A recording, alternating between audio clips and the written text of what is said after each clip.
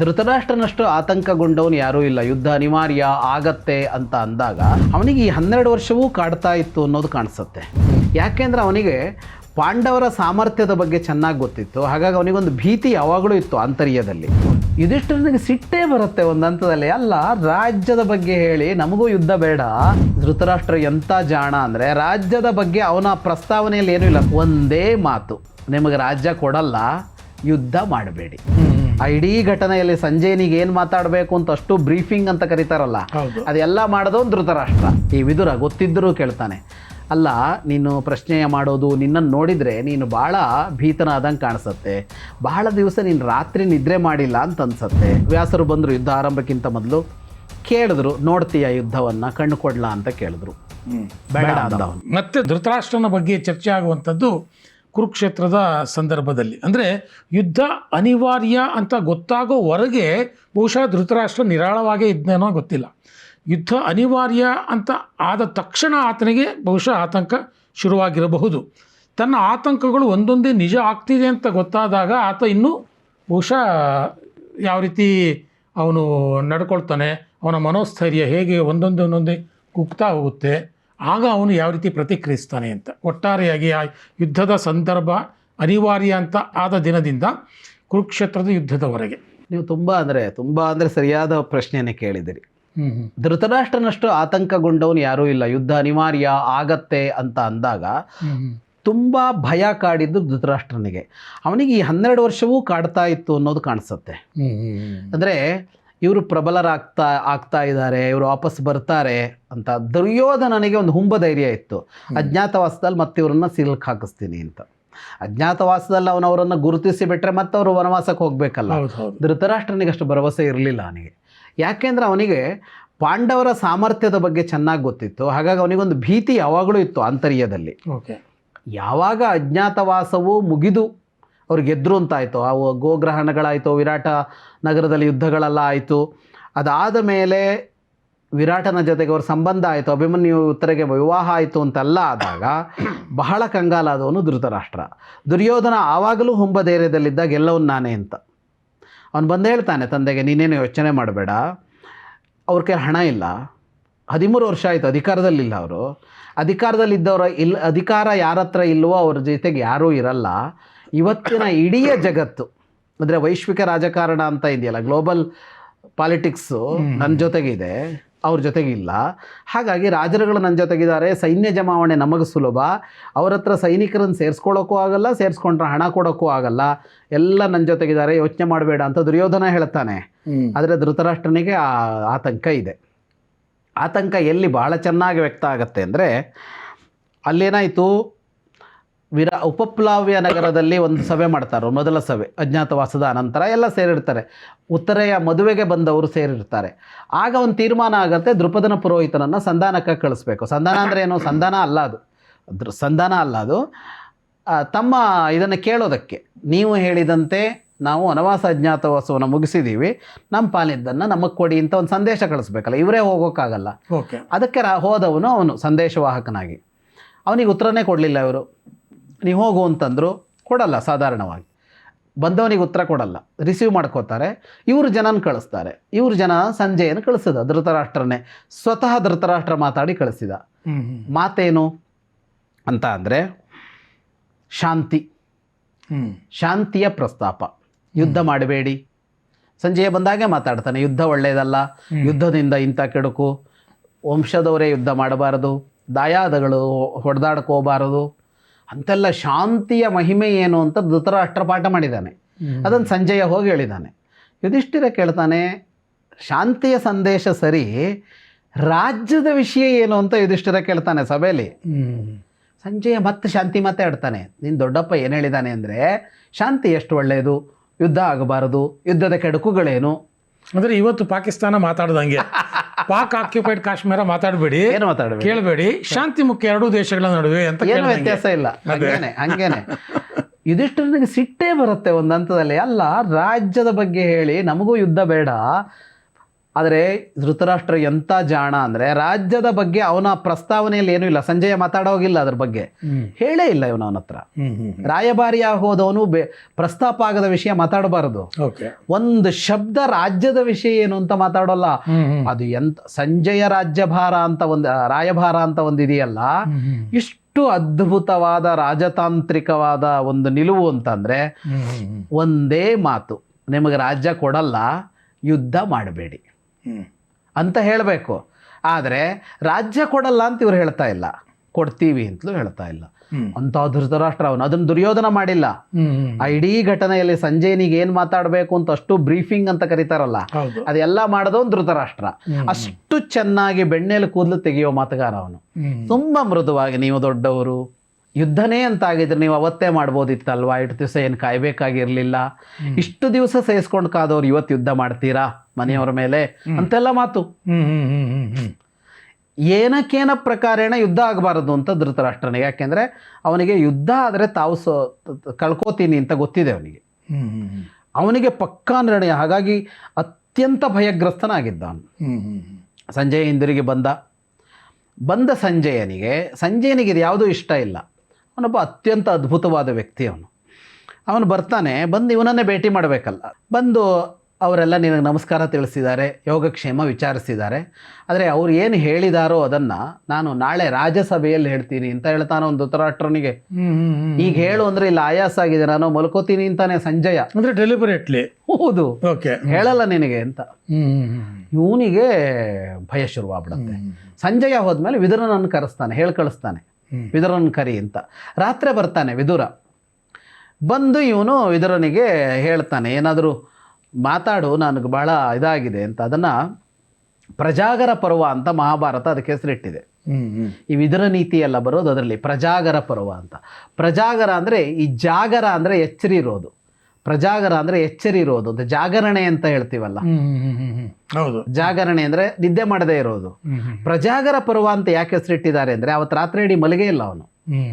ಮತ್ತು ಆರಂಭದಲ್ಲಿ ಕೇಳ್ತಾನೆ ಈ ವಿದುರ, ಗೊತ್ತಿದ್ದರೂ ಕೇಳ್ತಾನೆ, ಅಲ್ಲ ನೀನು ಪ್ರಶ್ನೆಯ ಮಾಡೋದು, ನಿನ್ನನ್ನು ನೋಡಿದರೆ ನೀನು ಭಾಳ ಭೀತನಾದಂಗೆ ಕಾಣಿಸುತ್ತೆ, ಬಹಳ ದಿವಸ ನೀನು ರಾತ್ರಿ ನಿದ್ರೆ ಮಾಡಿಲ್ಲ ಅಂತ ಅನ್ಸತ್ತೆ, ನೀನು ನಿನಗಿಂತ ಸಮರ್ಥರಾದವರ ಜೊತೆಗೆ ಏನೋ ಜಗಳ ಮಾಡಿಕೊಂಡು ಈಗ ಭಯ ಪಡ್ತಾ ಇದ್ದಂಗಿದೆ ಅಂತ ಮಾತಾಡ್ತಾನೆ ವಿದುರ. ಅವನಲ್ಲ ಅಂತ ಹೇಳೋಲ್ಲ ಧೃತರಾಷ್ಟ್ರ.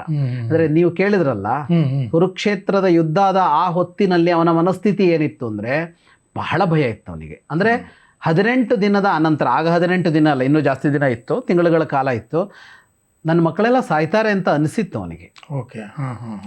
ಅತ್ಯಂತ ಭೀತನಾಗಿದ್ದ. ಆದರೆ ಎಂಥ ದುರದೃಷ್ಟ ನೋಡಿ, ಆ ಹೊತ್ತಿನಲ್ಲಾದರೂ ಅವರ ಪಾಲಿನದ್ದನ್ನು ಕೊಟ್ಟು ಬಚಾವಾಗೋಣ ಅಂತ ಧೃತರಾಷ್ಟ್ರನಿಗೆ ಅನ್ನಿಸ್ಲಿಲ್ಲ. ಅಲ್ಲಿಯವರೆಗೆ ಡಿಪ್ಲೊಮ್ಯಾಟಿಕ್ ಆಗಿ ನಡ್ಕೊಂಡಿದ್ದಾನೆ ಧೃತರಾಷ್ಟ್ರ. ಈಗ ದ್ರೌಪದಿಯ ಹೊತ್ತು ಬಂದಾಗಳೋ, ಅವರಿಗೆ ದ್ರೌಪದಿಯನ್ನು ಮದುವೆಯಾಗಿ ಬಂದಾಗ ರಾಜ್ಯವನ್ನು ವಿಭಾಗಿಸಿ ಕೊಡುವ ಹೊತ್ತಿನಲ್ಲೋ, ಪಾಂಡವರು ಕಾಡಿನಿಂದ ಬಂದಾಗಲೋ, ಎಲ್ಲ ಹೊತ್ತಿನಲ್ಲೂ ಅವನು ಆ ಹೊತ್ತಿನಲ್ಲಿ ಅದು ದೊಡ್ಡ ಸಮಸ್ಯೆಯಾಗದಂತೆ ಕಾಲಾಂತರದಲ್ಲಿ ನೋಡ್ಕೊಳ್ಳೋಣ, ಈಗ ತಳ್ಳೋಣ ಅನ್ನೋ ಥರ ಮಾಡ್ಕೊಂಡಿದ್ದಾನೆ ಅವನು. ಆ ಮುತ್ಸದ್ದಿತನ ಮೆರೆದಿದ್ದಾನೆ. ಅವನ ಹಣೆ ಬರಹ ಕೆಟ್ಟಿತ್ತು, ಆ ಹೊತ್ತಿನಲ್ಲಿ ಅದನ್ನು ಮಾಡಲಿಲ್ಲ. ಅವನು ಪ್ರಯತ್ನ ಪಟ್ಟಿದ್ರೆ ದುರ್ಯೋಧನನ ಕರೆದು ಅವ್ರು 5 ಗ್ರಾಮ ಕೇಳಿದ್ರಲ್ಲ, ಅಷ್ಟು ಕೊಟ್ಟು ಬಿಡೋಣ ಅಂತ ಅಂದ್ರೆ ಅದು ಇನ್ನೇನೋ ಆಗ್ಬೋದು. ಹೌದು.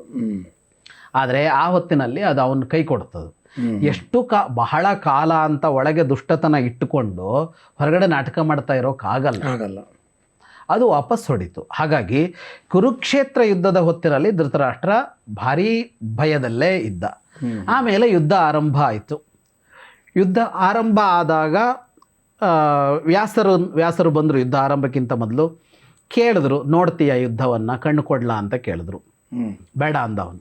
2 ಸಲ ನಿರಾಕರಿಸ್ತಾನೆ. ಯುದ್ಧ ಮುಗಿದ ಮೇಲೆ 1 ಸಲ ಕೇಳ್ತಾರೆ ಅವರು, ನೋಡ್ತೀಯಾ ಎಲ್ಲರನ್ನ ಅಂತ. ಅಂದರೆ ಸತ್ತು ಬಿದ್ದಿರ್ತಾರಲ್ಲ ಅದನ್ನು ಅವನು ಒಪ್ಪಲ್ಲ. ಆದರೆ ಅವಳು ನೋಡ್ತಾಳೆ, ಗಾಂಧಾರಿ ಬಟ್ಟೆ ತೆಗಿಯೋಲ್ಲ, ಆದರೆ ಅವರು ಅಂತರ್ದೃಷ್ಟಿ ಕೊಡ್ತಾರೆ ವ್ಯಾಸರು, ಅದರಿಂದ ನೋಡ್ತಾಳೆ ಅವಳು.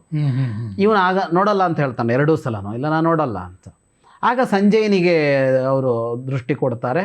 ಸಂಜಯನ ಮೂಲಕ ಇವನು ನೋಡ್ತಾನೆ ಅಂತ. ನೋಡಿದರೆ ಅವನು ಎಲ್ಲ ಹೊತ್ತು ಸಂಜಯನ ಪಕ್ಕದಲ್ಲಿ ಕೂತ್ಕೊಂಡೇನು ಹೇಳ್ತಾ ಇರಲಿಲ್ಲ. 10 ದಿವಸ ಆದಮೇಲೆ ಅವನು ಬಂದು ಹೇಳಿದ್ದು ಮೊದಲ ಕಥೆ. ಓಕೆ. ಭೀಷ್ಮ ಸತ್ತ ಮೇಲೆ. ಓಕೆ.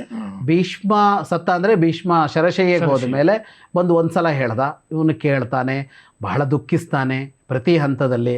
ಇವನು ದುಃಖಿಸಿದಾಗಲ್ಲ ಅವನು ಬೈತಾನೆ, ಸಂಜಯ ನೀನೇ ಕಾರಣ ಅಂತ ಬೈತಾನೆ, ನಿನ್ನ ಮಗನ ಹಾಳು ಮಾಡಿದ್ದು ನೀನೇ ಅಂತ ಬೈತಾನೆ. ಅಂದರೆ ನಮ್ಮಲ್ಲಿ ಹೇಳ್ತೀವಲ್ಲ, ಮಕ್ಕಳನ್ನ ಮುದ್ದು ಮಾಡಿ ಹಾಳು ಮಾಡಿದ್ರು ಅಂತ ಹೇಳ್ತೀವಲ್ಲ ನಾವು. ಹೌದು ಹೌದು ಹೌದು. ಹಾಗೆ ನೀನೇ ಹಾಳು ಮಾಡಿದ್ದು ನಿನ್ನ ಮಗನ್ನ, ಈಗ ಬೈಬೇಡ ಎಲ್ಲದಕ್ಕೂ. ಇವನು ತುಂಬ ಸಲ ಬೈತಾನೆ, ನನ್ನ ಮಗ ಹಾಳು ಮಾಡ್ದ, ಹಾಳು ಮಾಡಿಕೊಂಡ, ಇಷ್ಟಕ್ಕೂ ಅವನೇ ಕಾರಣ ಅಂತಂದಾಗ ಸಂಜಯ ಒಪ್ಪಲ್ಲ.